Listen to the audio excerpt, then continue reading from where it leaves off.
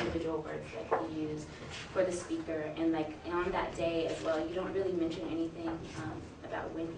It's about closing the refrigerator and a glass of Jim Beam, and so was that an attempt to bring the readers into the speaker, or yeah? So what's the significance, or what is the symbolize, or do they not?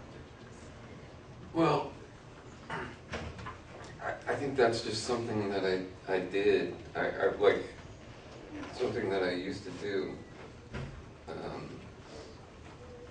where I'd be walking around the house and, you know, I would do something.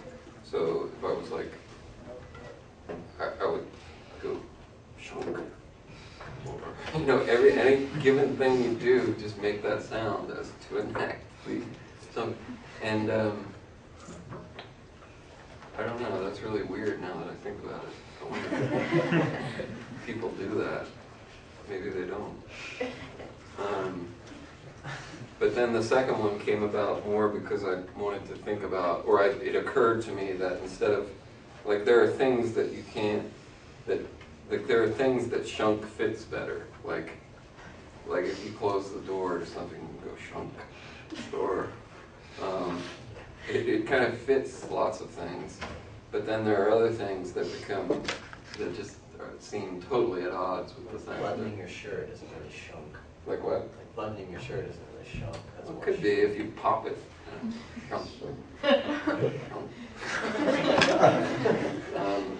But yeah, so, and then it occurred to me that, like, if you just change the syllable or the sound in the middle to shink, it makes it more kind of metallic or more kind of less resonant, and it makes things feel sadder to me. Like Shink is putting away the silverware, whereas shunk is closing the drawer. Right. Shink is smaller or pathetic. So it's like, anyway, so it's just thinking about language or the way in which it's in that weird space where a word is not really a word, it's more like an actual sound, you know, an actual sound, or it's that space where sound and meaning overlap. Occasionally I would try to get at that by making up words, or there's probably a few other cases of that, but the book is just very language concerned, so that's probably part of it. I don't know, I was thinking about Lily's question about January 26th, and you should have just sort of said it's for a laugh, but you also said earlier that that you selected Wendy's because there was a greater lie going on there than in other restaurants, other fast food restaurants. And start off that letter with, when everything just right, candlelight, soft music, for the first half, and then to go, so when I, ram your ass, and then to go into that, you'll really feel it. That's sort of, I don't know, it's sort of more than just going for a laugh. It seems to be indicating a lie implicit in romance or whatever, or in the early part of the poem. It's like exposing a lie. It seems to be more going on than just going for a laugh. I think it's too dismissive. Yeah. Suppose. Okay. I mean, I definitely understood that it was going to be funny. I did not understand that. Right. Michael, do you have? Yeah. I don't know if this has been answered, but I wasn't really sure about this. How true are the events that actually went on in this book, or is this just fiction? Like, it's just fictional. Do you just make up these things that happened, or I don't know. Did you actually go to Wendy's and? No, I didn't write these at Wendy's or base them on any. Not very often. It's mostly fictional in a sense, but like I've been in fast food restaurants a lot, and I just feel like if you've been there a lot, it's such a unique sort of atmosphere, unique sort of space. There's no other space I can think of that's really equivalent with it. And so I can go there in my mind quite easily. So it's like,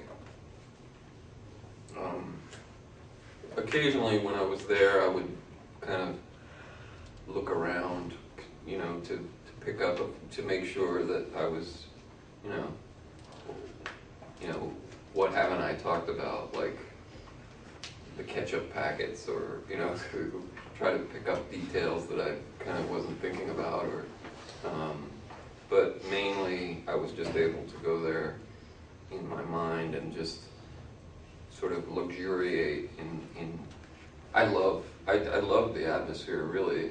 Like the idea of having a coffee, like, and going to like a Starbucks or something, I would find not half as appealing as, not 1/10 as appealing as like sitting at a McDonald's, in a McDonald's with a coffee. I love the atmosphere. Is somehow reassuring to me, where it's like, I don't know why that is exactly, speculate, but so part of the you know, the answer to your question is yes and no, like in the sense that I have been in a good many fast food places. And I find this space appealing, and so to go there in my mind was kind of fun. Then I have one more question. You were saying earlier that sometimes you would write multiple of these letters in one day, and I noticed in the book that there were some days were skipped. How did you like determine how to, like, you know, like skip days and stuff like that? Is there a significance to that? Or? It's mostly Kabbalah. No, I'm just kidding. No, I don't know. I mean, I just thought, eventually, I just wrote them, and then as far as putting dates on them, I just put the dates on later, or maybe I put them on as I went, but I switched them all around, and so it didn't really matter. And I probably, once I had it done, my initial idea was like to have one for every day of the year, so I'd have 365, and I don't know how many wound up in it eventually, but it's probably about 280 maybe or so, and maybe it's more than that, I don't know. But ultimately I went back, and before it was published I took out 50 or 60, just because, and if any of you are writers, just take note of this. Oh, right. Yeah. I mean, you know, some people just take this for fun, other people are like, I'm a writer. But, you know, having something that you like in a work is okay, but when you ultimately finish, think about how it's going to be in its finished form. A lot of times removing even stuff that you like will improve the thing. And so you don't just